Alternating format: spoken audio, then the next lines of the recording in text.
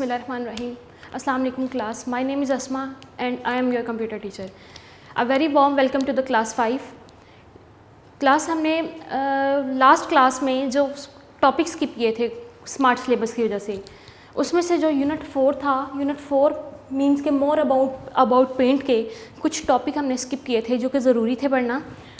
उसको हम आज डिस्कस करते हैं ताकि आइंदा आने वाली क्लास में आपको वो हेल्प कर सकें।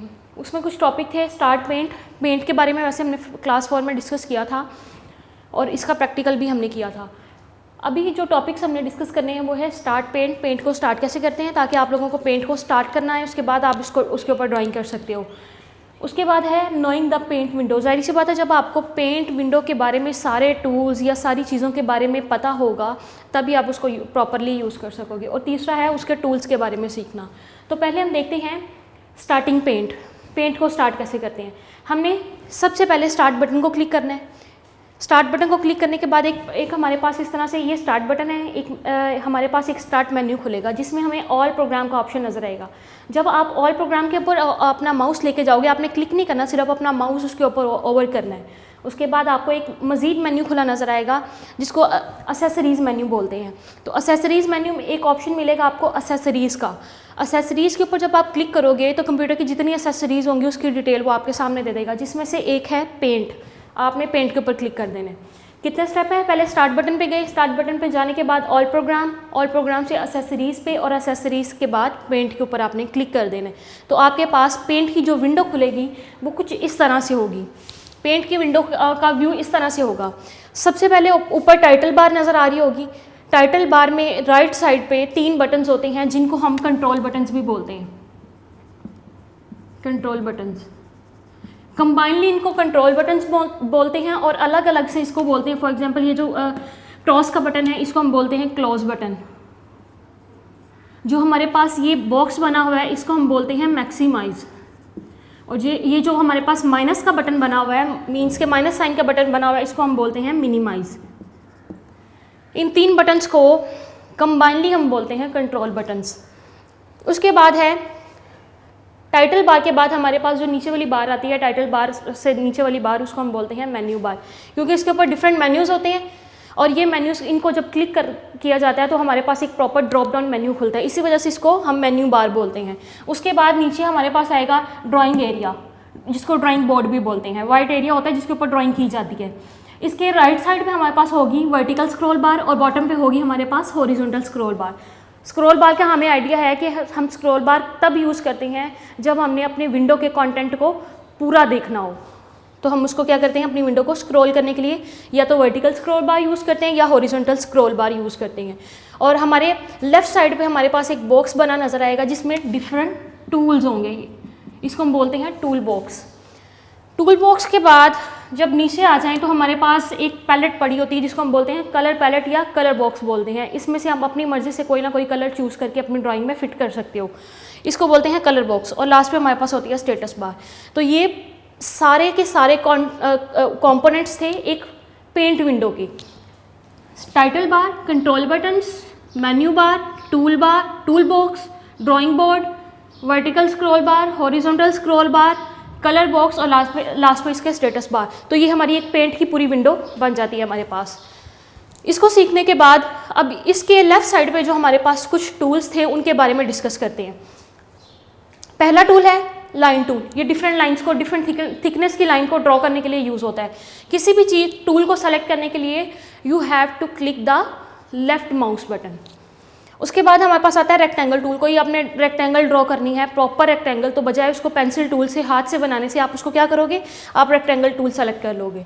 उसके बाद अगर आपको राउंडेड रेक्टेंगल चाहिए जिसके एजेस राउंडेड हों, इसके एजेस शार्प हैं, ये रेक्टेंगल टूल है। जिसके एजेस हमारे पास राउंडेड फॉर्म में हों, कर्व फॉर्म में हों, उसको हम बोलेंगे राउंडेड रेक्टेंगल टूल।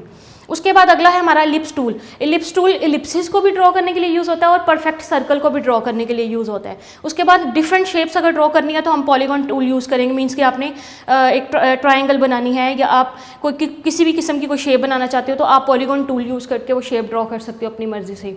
उसके बाद कर्व टूल जब आप सेलेक्ट करते हो तो वो आपके पास स्ट्रेट लाइन ड्रॉ करता है। जब स्ट्रेट लाइन को आप फॉर एग्जाम्पल इस तरह की एक लाइन उसने ड्रॉ की, आप चाहते हो कि ये लाइन कर्व हो तो आप क्या करोगे, अपने माउस के बटन को यहाँ पे जाके क्लिक करोगे और यहाँ पे जाके क्लिक करोगे तो वो क्या हो जाएगा, यहाँ से नीचे की तरफ कर्व हो जाएगा और यहाँ से ऊपर की तरफ कर्व चला जाएगा, यहाँ से नीचे की तरफ कर्व आ जाएगा।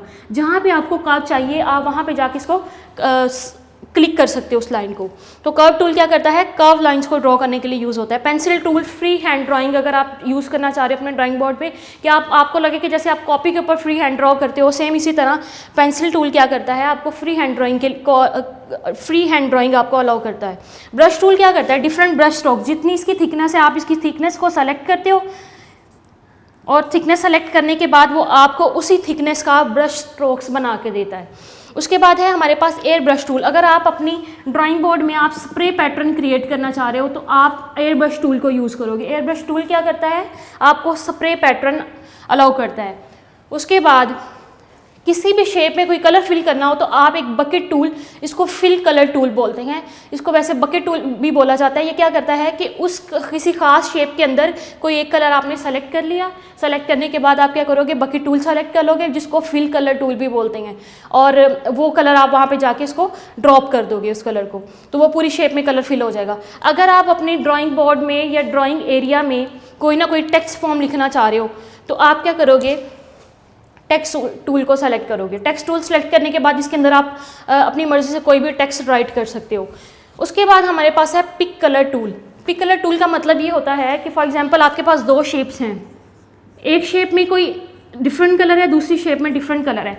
अगर आपने आप चाहते हो कि आप अपने कलर बॉक्स में से कलर सेलेक्ट ना करो, जो आपका एक ख़ास स्पेसिफिक शेप के अंदर कलर पड़ा हुआ है, आप उस कलर को चूज़ करना चाह रहे हो, उस कलर को पिक करना चाह रहे हो, तब हमारे पास ये वाला टूल यूज़ होगा, पिक कलर टूल। तो वो किसी खास शेप से वो कलर उठा लेगा और आप इसको इजीली किसी और शेप में ड्रॉप कर सकते हो। अगर आपके पास कोई मिस्टेक हो गई आपके ड्राइंग में तो आप इरेजर टूल यूज़ करके उसको इरेज कर सकते हो।